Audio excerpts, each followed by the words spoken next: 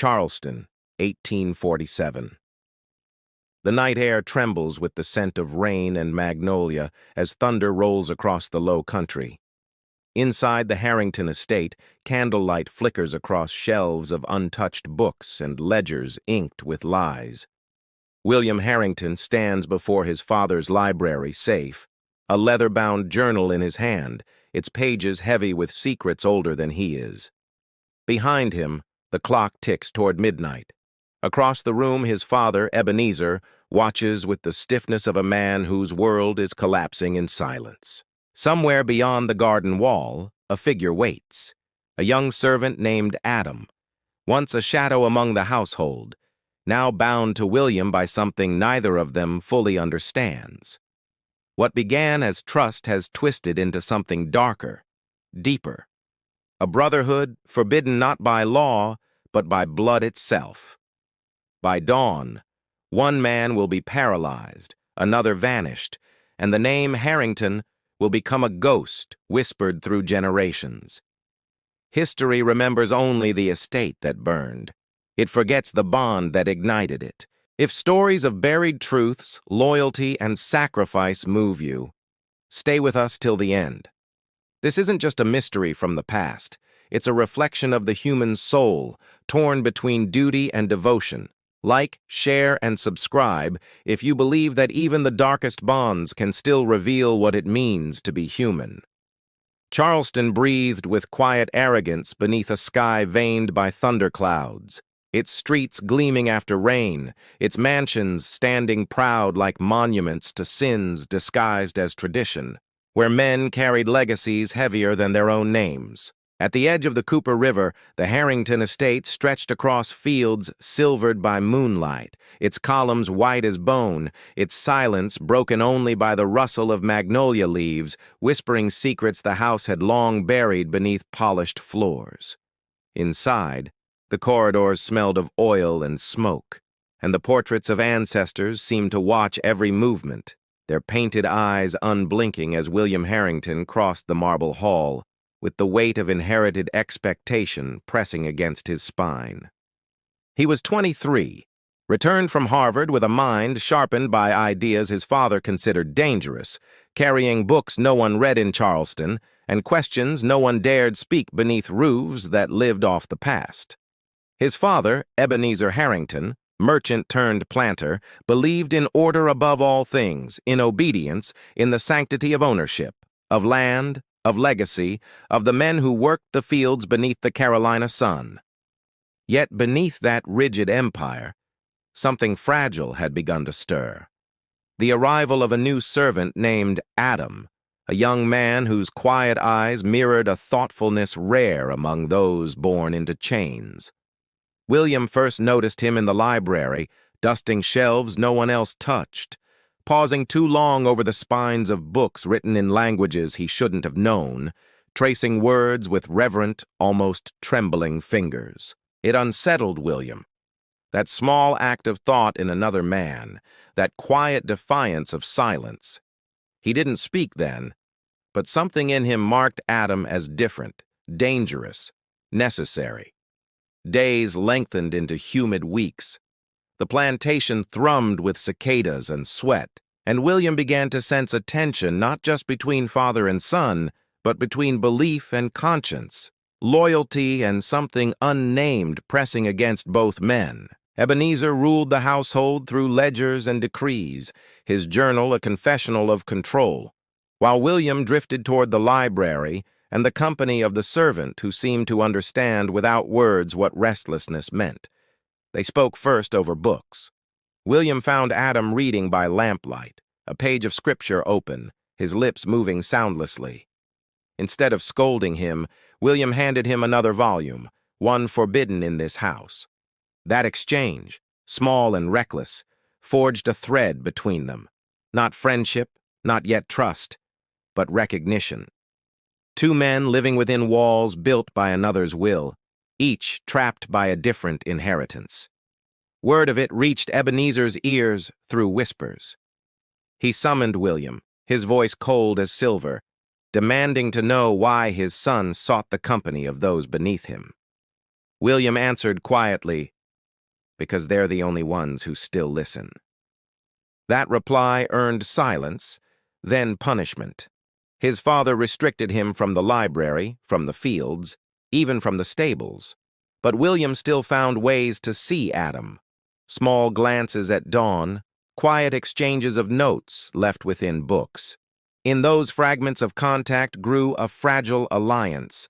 Adam spoke of memory, of things learned in secret, of a mother who once told him knowledge was the one chain a man could break himself.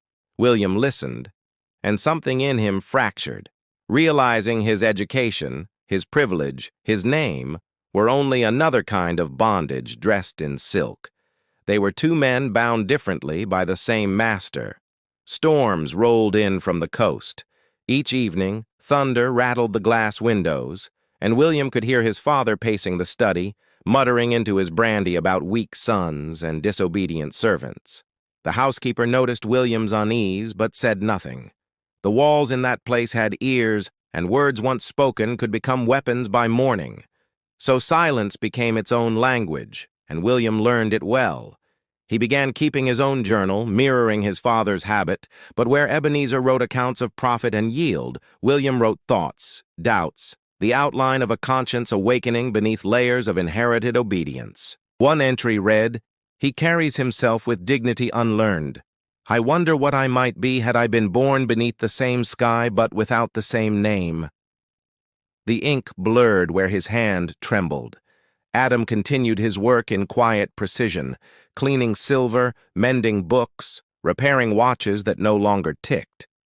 To the household he was invisible, yet within that invisibility, William saw clarity. Late one night, when the wind moaned through the shutters, William found Adam in the garden house repairing a broken lantern.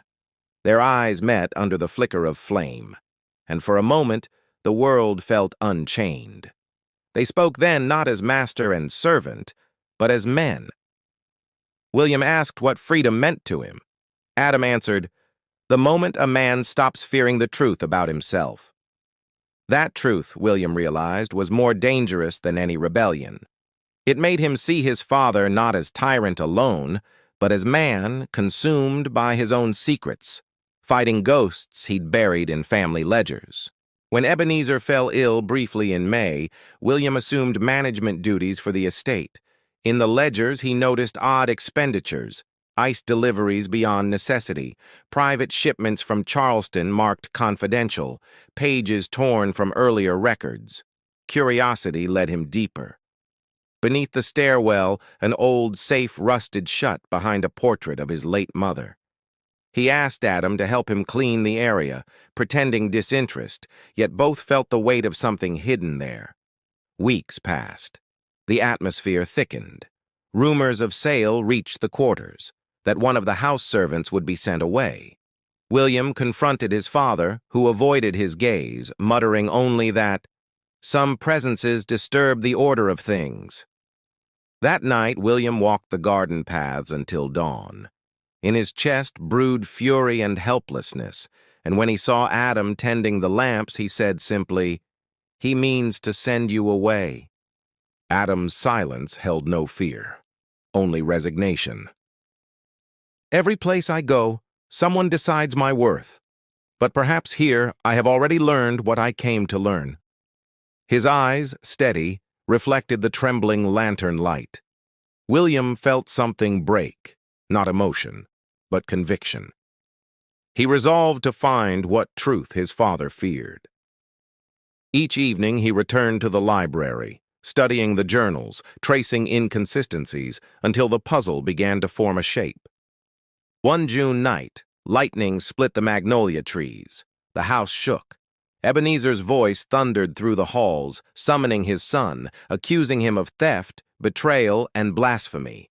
The storm outside paled beside the storm between them. "You would undo everything built before you," Ebenezer roared. William answered softly, "Maybe it was never meant to stand." The older man struck the desk, veins rising like ropes across his hand. After that night, something changed. The air in the house grew colder, though summer pressed heavy outside. Adam disappeared from common view, reassigned to work beyond the gardens. William knew it was punishment through distance. He searched nonetheless, leaving notes hidden behind bricks in the old well wall, each message a heartbeat of rebellion, a promise that silence would not erase what they'd begun to understand. Days later, a message returned, a scrap of paper tucked into a repaired lantern left by his door. On it, a single line: "When truth rises, chains break." It was both warning and vow. The Reverend visited that week, sensing unrest. He found Ebenezer pale and sleepless, speaking of betrayal within his own blood. William watched from the doorway, hearing his father whisper, "He knows." By then, William knew enough. He'd pieced together fragments: the altered birth ledgers, the torn entries, the cryptic notations about a purchase that never occurred. Beneath it all lay a name written twice, once under servant, once under kin. It wasn't rebellion he felt, but dread. The realization that his father's empire was built upon a secret that blurred bloodlines, making masters and servants indistinguishable beneath the skin of legacy. One evening, as the sun bled across the fields, William found Adam waiting by the magnolia grove. "It's true," he said, voice low. "We are bound by more than circumstance."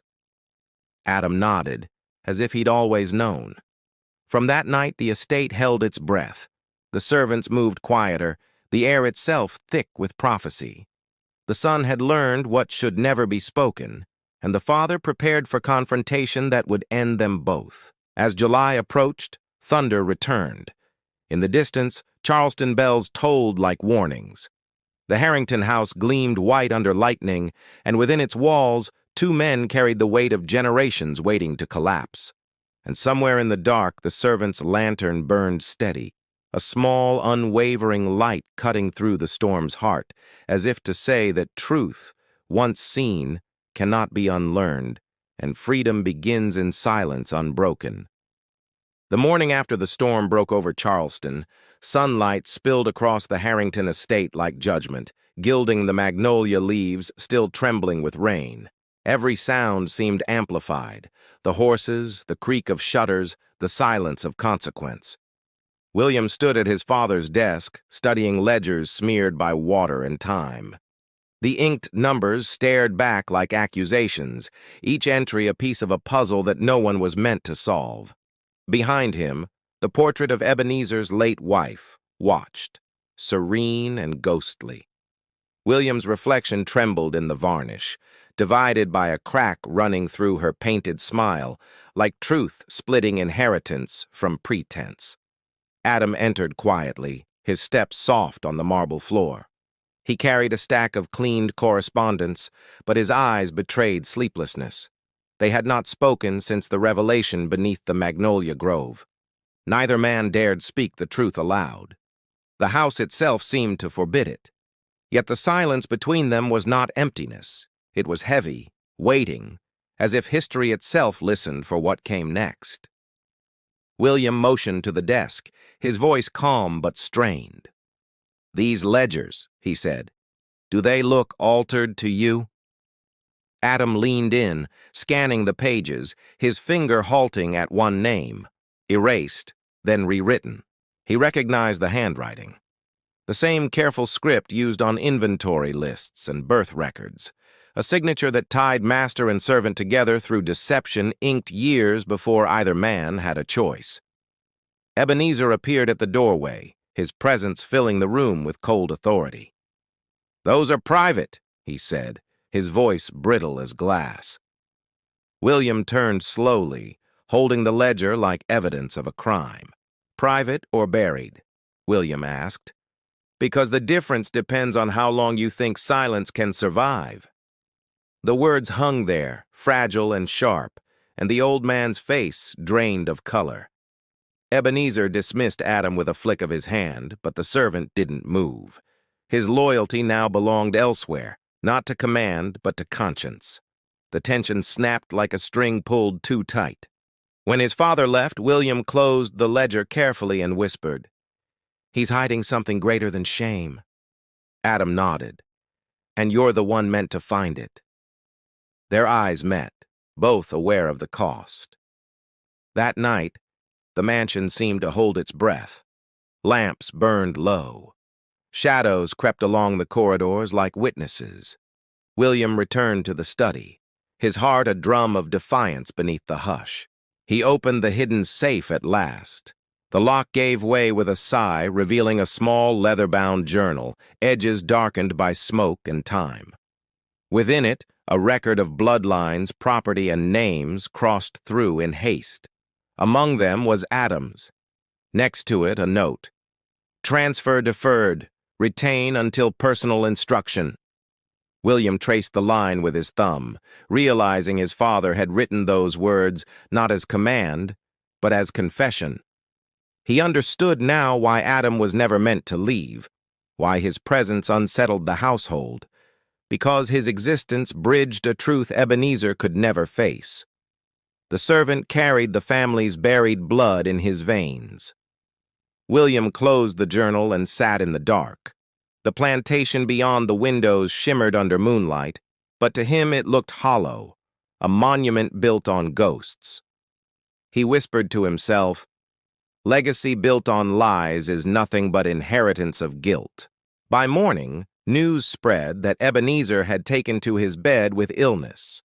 The doctor arrived, muttered about fatigue and nerves, but William knew it was fear eating the man from within. Adam continued his duties, silent and watchful. Each glance between them carried understanding. They were bound not by rank, but by revelation. Two sons of the same empire, one born to own, one born to obey. Late that week, Ebenezer summoned William to his bedside. His once commanding voice now rasped like paper. "Some truths, boy," he whispered, "are meant to die with their keepers." William leaned closer, his expression unreadable. "And some," he replied, "refuse to stay buried." The old man's eyes flashed with something between rage and regret, then softened into exhaustion. That night, William sat with Adam in the stables, away from the prying walls of the mansion. Rain began to fall again, steady and cleansing. "What do we do now?" Adam asked. "We finish what he started," William said. "We free ourselves, not from work, not from land, but from the weight of his silence." Adam nodded, the stormlight flickering across his face like the shimmer of resolve. Days blurred. The estate continued its rhythm, unaware that its foundation trembled. William began selling small parcels of land discreetly, liquidating his father's empire piece by piece, preparing for a quiet exodus. Ebenezer's health declined swiftly. Servants moved in whispers. The doctor's carriage came and went. Through it all, William and Adam worked in tandem, one handling ledgers, the other tending to unseen preparations. One evening, William entered the library to find Adam repairing a broken clock. The ticking had stopped days ago. "Strange thing," Adam said softly. "Sometimes to mend time, you have to start from nothing." William smiled faintly. "Then let's begin again." The air felt lighter for a moment, as if the mansion itself approved of this rebellion, a quiet act of rebuilding from the ruins of deceit. When Ebenezer's voice finally failed, William stood by his bedside, neither triumphant nor vengeful. He felt only pity. "You could have told the truth," he said gently. "It would have freed us all." Ebenezer's eyes fluttered open briefly. His final breath carried no words, only the faintest nod, as though he knew the price of silence too late. The funeral drew Charleston's finest, merchants, lawyers, men of reputation, all unaware that the heir standing before them had already dismantled their world. William accepted condolences with the calm of a man already leaving. Weeks later, a carriage waited at dawn. The Harrington seal had been removed from its door. Inside, William placed the old journal and his father's ring, symbols of a lineage he no longer claimed. Adam stood beside him wearing plain clothes, indistinguishable from any free man. "Are we ready?" he asked quietly. William looked once more at the mansion, its windows glowing pale in the morning mist. "Ready enough," he said. They departed without ceremony, the road stretching east toward Charleston's port. Behind them, the house faded into fog, a monument to power undone by truth. As the carriage rolled on, the first light of day cut across the fields like revelation. Two men rode toward uncertainty, carrying with them not shame, but understanding. That brotherhood forged in truth is stronger than any name written in blood. And somewhere in the distance, thunder murmured over the river again, as if history itself whispered farewell to the house that once stood for order and ended in silence. The Harrington estate remained behind, empty but echoing, its halls still breathing with memory, its mirrors reflecting ghosts of men who finally chose to be free from inheritance, bound only by conscience and by the secret they carried together. Rain returned to Charleston like penance, washing soot from the rooftops and memories from the streets, yet never touching the guilt that clung to William Harrington as he rode through the darkness toward the river wharf.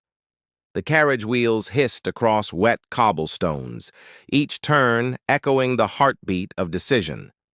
Adam sat opposite him, eyes steady, hands clasped, the posture of a man who had accepted every cost except forgetting. They had sold the last piece of the estate that afternoon. Ledgers closed, keys surrendered, and now only the night separated them from the life they refused to inherit. Thunder rolled low across the harbor as lanterns swayed in the wind. Ships rocked against their moorings, sails half furled, waiting for men brave or desperate enough to leave behind their names. William watched the silhouettes of sailors moving like ghosts between masts. "Once we step aboard," he murmured, "we become no one." Adam answered quietly, "Maybe that's what freedom really means." Lightning revealed the outline of Fort Sumter far in the distance, a reminder of walls built to defend principles already crumbling inside every conscience that ever bowed to power. They dismounted near the pier, rain soaking through coats and memory alike. William handed a sealed envelope to the coachman, instructions for Dawson, the last loyal steward, to distribute wages among the workers left behind. Adam lifted a trunk onto the dock. Inside lay the journal, the ring, and one worn Bible his mother had given him before she vanished into the recordless dark. Symbols of two worlds colliding in silence. Wind whipped through the rigging, moaning like a choir of lost souls. The captain, a grizzled veteran of Atlantic crossings, took their papers without question. Men seeking exile were common in those days. As the ship prepared to sail, William looked back once at the faint glow of the city. Each light seemed a judgment, each shadow a memory he could never reclaim. He thought of his father's final gaze. Not anger, not forgiveness, but surrender. The kind that comes when a man finally meets the truth he spent his life outrunning. The ship's bell tolled, deep and hollow. Ropes fell, sails cracked open like wings. The harbor shrank behind them, swallowed by mist. Adam stood beside him, silent, shoulders squared against the wind. For hours they said nothing. The ocean stretched endless and black, its waves heavy with promise and threat alike. Only near dawn did William speak, voice barely rising above the water's breath. "What if we carry his sins across the sea?" Adam answered without hesitation. "Then we bury them there and plant something honest where they fall." The words settled like prayer. Around them, morning ignited the horizon, pale gold breaking through bruised clouds. The new world waited unseen beyond that light. Days blurred into rhythm, creak of timbers, cries of gulls, murmurs of men who worked without pasts. William learned to haul line, Adam to chart stars. Labor became penance and language of equality. At night they spoke little. Sometimes William read aloud from the Bible, choosing passages of exile and return. Sometimes they sat in silence, letting the sea decide what needed forgiving.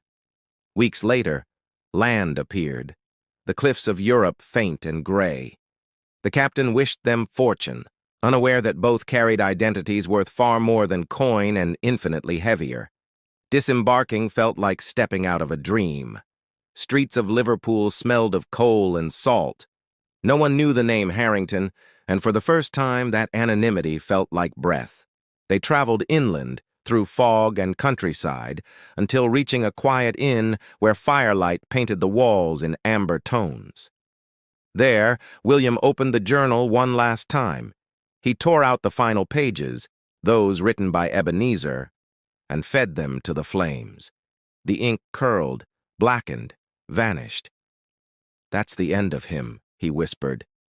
Adam watched the paper dissolve. "Then let this be the beginning of us."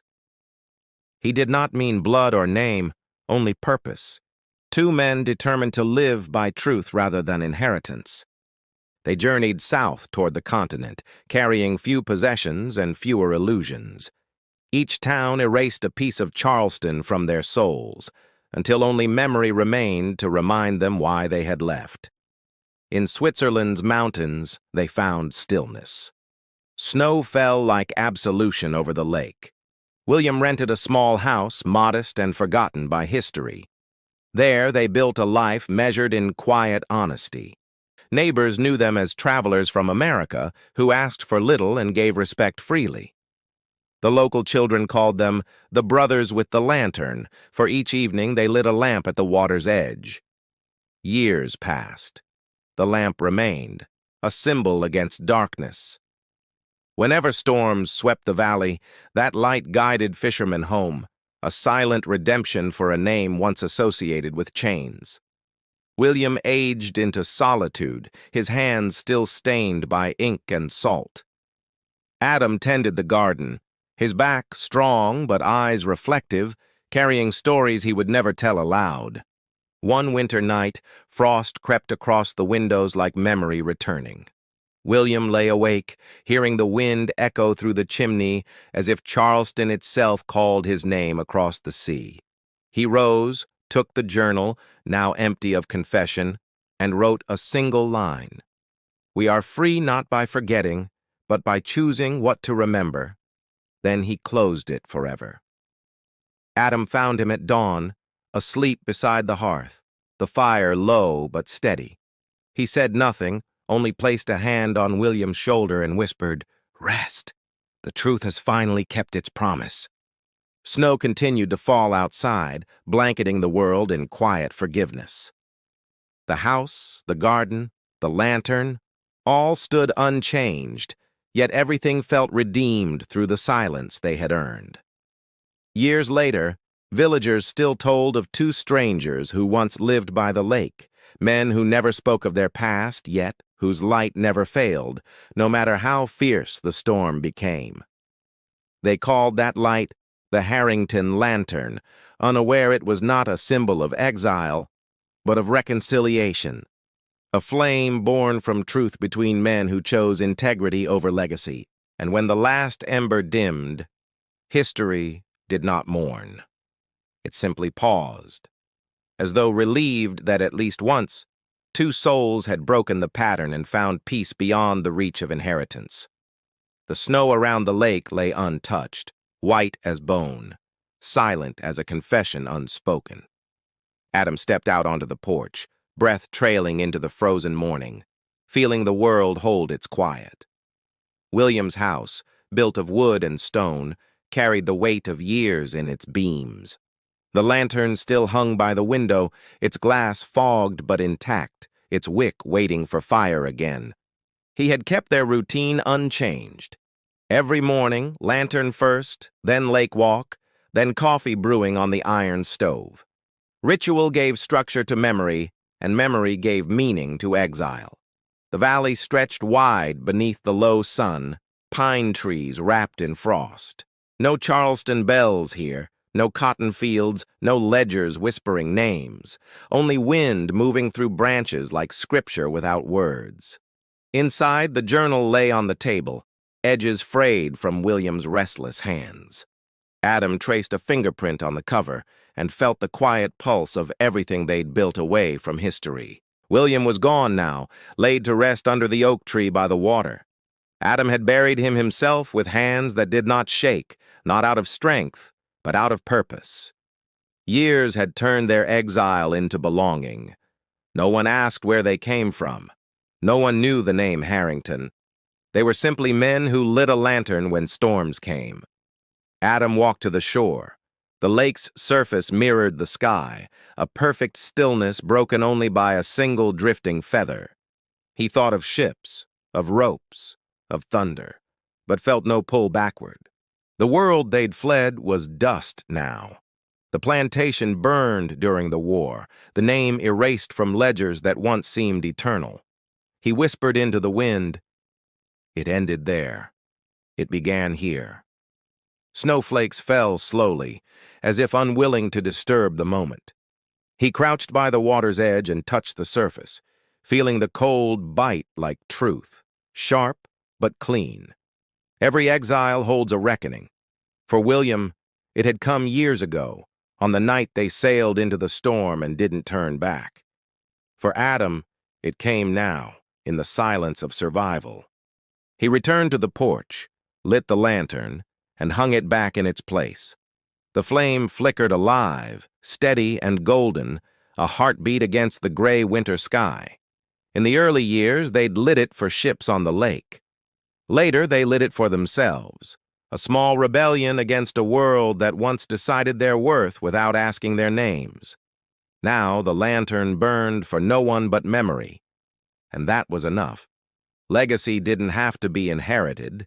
It could be chosen, remade, left behind like smoke fading over water. He poured coffee into 2 cups out of habit, steam rising in thin ribbons. 1 cup remained untouched. It always would.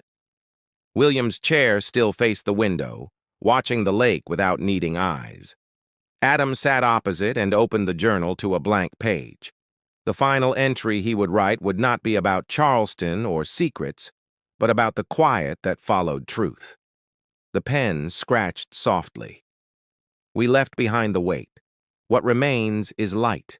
The world does not remember, but I do, and that is enough." The ink bled slowly, like snow melting.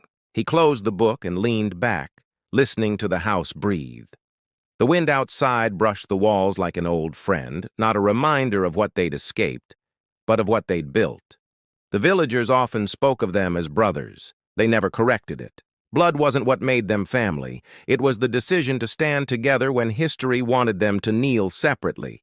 That choice had carried them further than wealth, name, or inheritance ever could. It had outlived war, rumor, and silence. It had become their quiet gospel, carried only by 2 souls. As night approached, he stepped outside again. The lantern glowed against the snow, a single defiant spark. He whispered William's name, not as an elegy, but as a promise to keep the flame. The oak tree by the lake swayed lightly.